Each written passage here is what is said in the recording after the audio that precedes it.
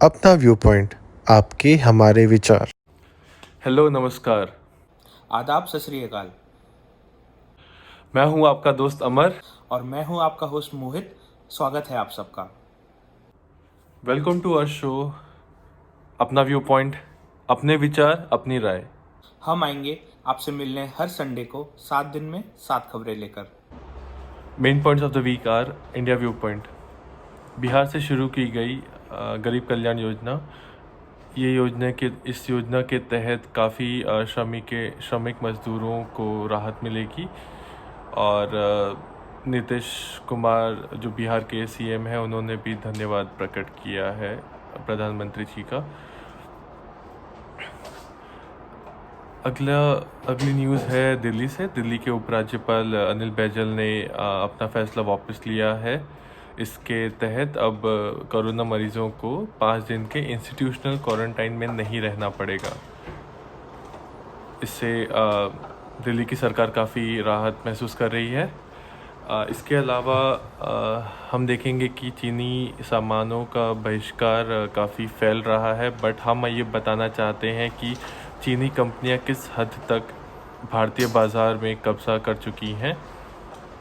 और चौथा पॉइंट है हमारे पीएमओ की तरफ से जो सियासी बवाल मचा है प्रधानमंत्री के बयान के बाद, उससे एक सफाई जारी करते हुए पीएमओ ने कहा है कि प्रधानमंत्री जी के बयान को तोड़ मरोड़ के विवाद खड़ा करने के लिए पेश किया गया है, जो कि नहीं होना चाहिए था।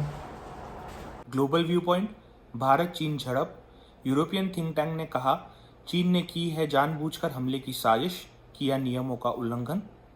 इसी बीच 2 दिन में 2 बार अमेरिका ने दी चीन को चेतावनी। ट्रंप ने कहा, चीन से तोड़ दिए जाएंगे रिश्ते। ट्रेड एडवाइजर ने भी दी धमकी। ऑस्ट्रेलिया पर बड़ा साइबर अटैक, निजी व सरकारी क्षेत्रों पर हुआ असर। अटैक के पीछे कई देश। प्रधानमंत्री मॉरिसन ने नहीं किया किसी भी नाम का खुलासा। Corona view point. देश में कोरोना से मरने वालों की संख्या पहुंची 13,000। इसमें से 6,000 लोग अकेले महाराष्ट्र में अपना दम तोड़ चुके हैं कोरोना से। इंडिया व्यू पॉइंट, सबसे पहले हम बात करेंगे बिहार से गरीब कल्याण रोजगार अभियान की शुरुआत। यह 125 दिन का अभियान है जिसमें देश के 116 जिले भाग लेंगे। इससे करीबन 25,000 से ज़्यादा प्रवासी कर्मचारियों को मदद मिलने की उम्मीद है। प्रधानमंत्री मोदी ने कहा है कि हमारी गांवों की जनसंख्या 80 से 85 करोड़ है, जो कि अमेरिका, ऑस्ट्रेलिया और यूरोप से कहीं ज़्यादा है। और इतनी बड़ी जनसंख्या का कोरोना से लड़ना एक बहुत बड़ी बात है। दिल्ली के उपराज्यपाल अनिल बैजल ने अपना फैसला वापस लिया। आप जानना चाहेंगे कि क्या फैसला था। दिल्ली के उपराज्यपाल अनिल बैजल ने फैसला लिया था कि जो भी कोरोना के संक्रमित व्यक्ति हैं, उन्हें 5 दिन के लिए इंस्टीट्यूशनल क्वारंटाइन में रहना पड़ेगा। इसका विरोध राज्य सरकार ने किया और आज केजरीवाल ने पूछा कि ये इतने सारे लोगों के लिए हम लोग बेड कहाँ से लाएंगे। तो जिस पे उन्होंने एक बैठक की उपराज्यपाल जी के साथ। और उसके बाद अब ये देखा जा रहा है कि वो राज्यपाल जी ने अपना फ़ैसला वापस लिया है। और अब जो भी कोरोना के संक्रमित हैं, उन्हें 5 दिन का मैंडेटरी इंस्टीट्यूशनल क्वारंटाइन नहीं करना पड़ेगा। सो ये एक राहत की बात है दिल्ली गवर्नमेंट के लिए। And I am sure Arvind Kejriwal और सिसोदिया काफ़ी खुश रहेंगे। अब हम बात करते हैं चीन पर दिए गए मोदी के बयान पर विवाद। पिछले दिनों हुई सर्वदलीय बैठक में प्रधानमंत्री मोदी ने कहा कि भारतीय सीमा में चीन का कोई सैनिक नहीं घुसा है और न ही भारत की कोई पोस्ट चीन के कब्जे में है, जिस पर विपक्ष के नेता पी चिदम्बरम ने सवाल उठाया है और कहा है कि यदि ये सच है कि चीन का कोई सैनिक भारत की सीमा में नहीं घुसा, तो घुसपैठ क्यों हुई, 20 जवान शहीद क्यों हुए और भारत और चीन के बीच बातचीत क्यों चल रही है। भारत में गहरी है चीनी जड़ें। जब मैं ये कह रहा हूँ, इसका मतलब ये है कि हमारे भारतीय बाज़ार में चीनी चीज़ों की बिक्री जो होती है, उसके हिसाब से चीनी कंपनियों का जो शेयर है मार्केट में, वो काफ़ी बड़ा है। तो अब नज़र डालते हैं कोरोना व्यू पॉइंट पे। कोरोना व्यू पॉइंट, दिल्ली के कोरोना केसेस को लेकर अरविंद केजरीवाल और अमित शाह के बीच में एक हफ्ते के अंदर ये तीसरी बैठक। देश के कोरोना केसेस पहुंचे 4,12,000 की संख्या पे और स्पेन में 1 जुलाई से उन्होंने टूरिस्ट को आने की अनुमति दे दी है और सऊदी अरब में आज से कर्फ्यू होगा ख़त्म और 69% लोग रिकवर हो चुके हैं सऊदी अरब में।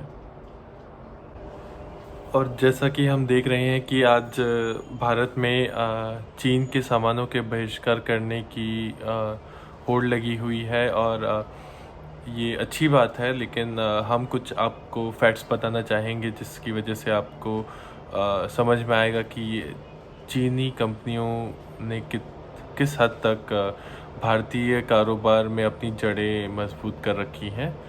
और यहीं से एक नज़र डालते हैं हमारे किन किन सेक्टर में कितना प्रतिशत चीनी कंपनियों ने अपना दावा ठोक रखा है। तो टेलीविज़न सेक्टर में इन्होंने 45% चीनी कंपनियों की भागीदारी है। मोबाइल सेक्टर में 72% 72% भागीदारी है और वहीं आप होम अप्लाइंसेस में जाएंगे तो ये 10 से 12% है और टेलीकॉम सेक्टर और टेलीकॉम उपकरणों में भी इनकी भागीदारी 20 से 25% है।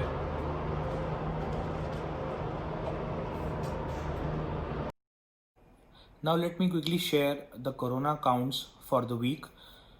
In India, total number of cases have reached 4,13,000, out of which 2,28,000 have recovered and the deaths are close to 13,300. Whereas in UK, total cases are 303k and deaths are close to 42k. If we talk about worldwide, the total number of cases have reached 8.9 million, out of which 4.7 million have recovered and the total number of deaths as on today are 470k. Corona view point. Delhi के हालात पर केजरीवाल और शाह के बीच तीसरी बार बैठक हुई है एक हफ्ते में के दौरान और स्पेन में रविवार यानी आज से उन्होंने प्रतिबंध हटा लिए हैं। यहाँ पे कोई भी पर्यटकों को आने जाने की छूट है जो कि ब्रिटिश और यूरोपियन देशों से आएंगे।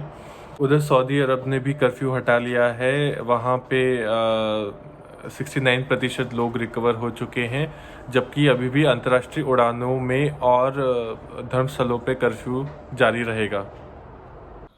Global view point. भारत और चीन के बीच झड़प। 15 जून को एक्चुअल लाइन ऑफ कंट्रोल के पास गालवन घाटी में चीन के सैनिकों ने भारतीय सैनिकों पर हमला किया, जिस पर यूरोपियन थिंक टैंक का यह कहना है कि हमला ये दर्शाता है कि चीन पड़ोसी देशों में पैर पसारने की कोशिश कर रहा है।